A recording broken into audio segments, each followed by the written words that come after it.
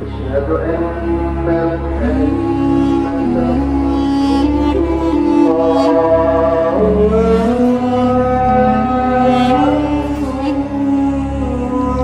আশহাদু আন্না মুহাম্মাদান রাসূলুল্লাহ, অর্থাৎ আমি সাক্ষ্য দিচ্ছি যে মুহাম্মদ সাল্লাল্লাহু আলাইহি ওয়াসাল্লাম আল্লাহর রাসূল।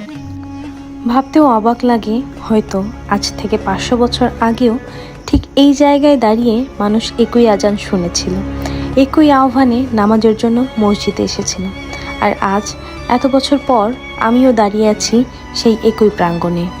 এটি রাজশাহীর বাঘা শাহী মসজিদ।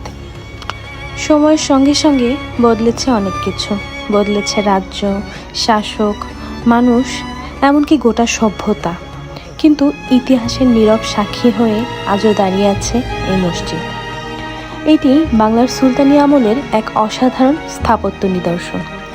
বাংলাদেশের 50 টাকার নোটেও যার ছবি স্থান পেয়েছে, যার প্রতিটি ইট, প্রতিটি কারুকাজ বহন করে প্রায় 5 শতাব্দীর ইতিহাস। 1523 খ্রিস্টাব্দে বাংলার স্বাধীন সুলতান নাসিরউদ্দিন নুসরাত শাহ নির্মাণ করেছিলেন এই মসজিদ। তখন হয়তো কেউ কল্পনাও করেনি শত শত বছর পরেও মানুষ দূর দূরান্ত থেকে এসে এই স্থাপনাটিকে বিস্ময়ের চোখে দেখবে। প্রথম দেখাতেই চোখে পড়ে এর অসাধারণ টেরাকোটার কারুকাজ।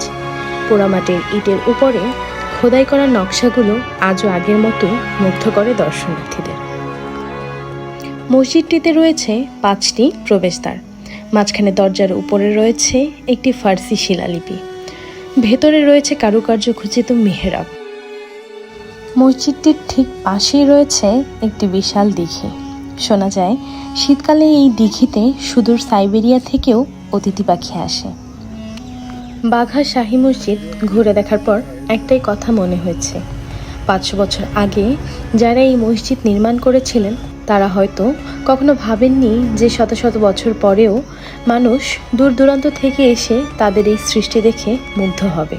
কিন্তু আজও মানুষ আসছে, ইতিহাসকে কাছ থেকে দেখছে, স্থাপত্যের সৌন্দর্য অনুভব করছে, আর কয়েক মুহূর্তের জন্য হলেও অতীতের সঙ্গে সংযোগ খুঁজে নিচ্ছে। এটি 5 শতাব্দীর ইতিহাস, সংস্কৃতি এবং ঐতিহ্যের একটি জীবন্ত সাক্ষী। আজকের জন্য এখানেই শেষ করছি। আসসালামু আলাইকুম।